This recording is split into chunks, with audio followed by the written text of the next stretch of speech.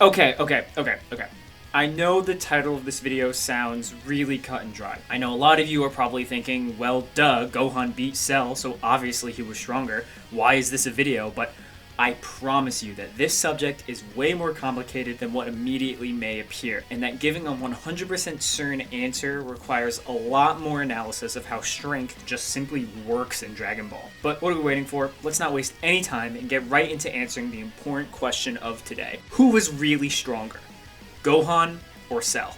If there needs to be any specification on what I'm talking about, this video is covering Super Saiyan 2 Gohan as he was during the Cell games versus Perfect Cell after regenerating from his self-destruction, known to many as Super Perfect Cell.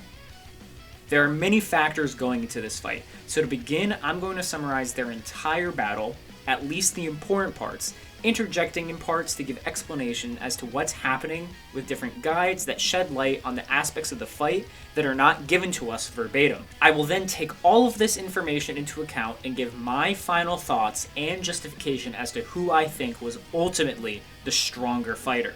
We begin with the Cell Juniors, who are beings roughly the same power of Cell himself, who begin to beat down the Z Fighters.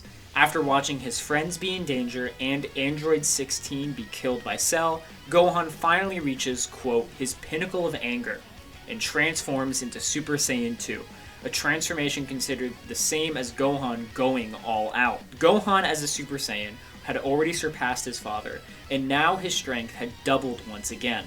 Before Cell can do anything, Gohan cuts loose and completely annihilates those Cell Juniors with what are essentially single attacks at full power. Cell is prompted to finally use his own full power, but is completely bullied by Gohan, who is using his full power to beat down Cell, with only a series of punches making Cell completely collapse to his knees.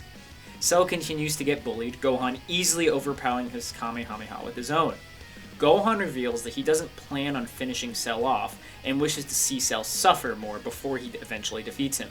Cell responds by taking on a bulked up form that maximizes power but cuts his speed, getting once again bodied so hard that he throws up Android 18 and reverts back to his semi-perfect form. Of course, the fight takes a bit of a break here as Cell explodes, Goku dies, yada yada yada. We don't get any more power scaling here, obviously. But Cell comes back, having powered up with his Saiyan cells, and proceeds to kill Trunks, this moment being described as Cell returning as the strongest being. Thus, Gohan and Cell prepare to resume their battle, Cell thinking that Gohan is literally insane to try and challenge him now, thinking it won't go the same as last time.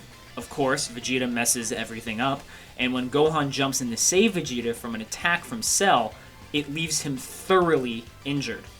This attack is also considered proof that Cell had become significantly stronger. While Gohan had been confident before, he realized that Cell had powered up way more than he had initially thought. As Cell prepares his full power Kamehameha to finish off the Z Fighters, the planet, and the entire solar system, this injured Gohan is described as having no way to stop this attack. Gohan's arm is broken and his ki reserves are at less than 50%.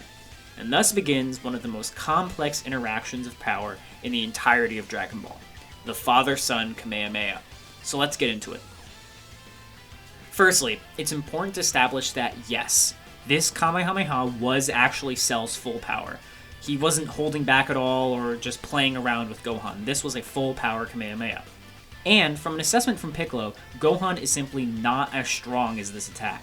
However, Gohan is not alone when firing his own Kamehameha, as the spirit and voice of Goku reach out to Gohan from the other world. Now, there are many contentious aspects on the appearance of Goku. Is he helping or just giving Gohan encouragement? Even if he is giving Gohan power, does it matter in the grand scheme of things? We'll answer these questions in the full analysis section. Either way, the boost and encouragement from Gohan mixed with Gohan's anger allows the two of them to unleash all of his power at once, creating the most powerful Kamehameha in history and completely annihilating Cell, who had just been off-guarded from a blast by Vegeta. Now, that was a lot to go over, but I hope going step by step through the fights first, going over the major factors impacting it, gave you a better understanding for my overall analysis.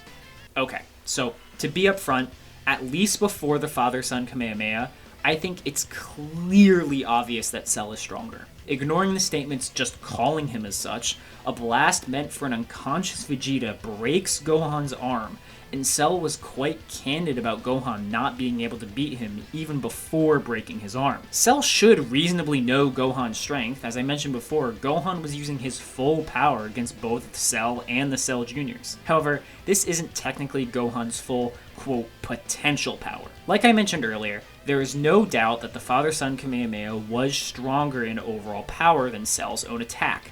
However, we need to account for all the increases and decreases in power Gohan was suffering from at the time. Firstly, the nerfs, which are the broken arm and at being less than half ki. Ultimately, I don't think either of these should be drastically decreasing Gohan's power output. While yes, Raditz says that being injured lowered his power, in that case he was being grappled from behind after essentially having his chest caved in. It really wasn't mentioning his actual ki output. As we see from ki techniques, and especially the Kamehameha, the actual stance of the attack also doesn't really matter, and how you fire it can be from really anywhere in any position. Just look at the foot Kamehameha against Piccolo or the orb Kamehameha against Frieza. So Gohan having one arm shouldn't exactly change how powerful his Kamehameha actually is. Next, being at less than half ki.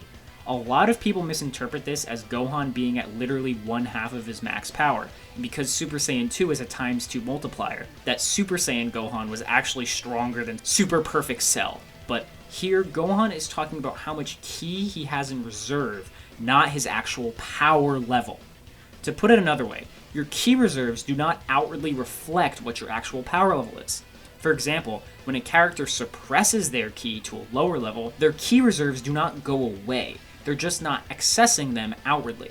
The issue for Gohan here was the fact that while he could match Cell alongside Goku, he would run out of his power before Cell would. Now that we've established that Gohan wasn't very weakened against Cell, let's go over every single boost that he got. And honestly, this Daizenshuu description summarizes it perfectly. Goku's power and Gohan's anger. I asked a bunch of questions earlier about if Goku was actually helping Gohan power-wise or is just coaching and supporting him emotionally. And either way, it doesn't actually matter. Even as a spirit, it is explained that Goku was giving Gohan power and boosting the strength of Gohan's Kamehameha. While yes, Goku was in base in the manga and should be a lot weaker than both Gohan and Cell, when working together with someone or combining ki, the attack power you're wielding is much greater than the sum of its parts. Even if you think Goku wasn't literally giving Gohan power, cheering someone on can actually increase their ki, as explained by Toriyama's Ki Components interview. Then there's the other factor, Gohan's anger. Even from the beginning, Gohan's power wildly fluctuates with his emotions. However, to be honest, Gohan was already angry at Cell, and at least during their clash, none of the encouragement Goku was giving to Gohan had to do with getting more angry. Rather, it was Gohan's concern about using all of the power he still had in his reserve, or potentially destroying the Earth. You see, what Gohan does in his final push against Cell is very similar to a self-destruction in Dragon Ball. When you blow yourself up like a Cyberman or Majin Vegeta did, you are unleashing all of the energy still in your body at once. Being at full power and unleashing all of your power are actually two very different things. For example, Goku's instant transmission Kamehameha at Cell was called his full power, but he did not instantly use up all of his energy fighting at that level.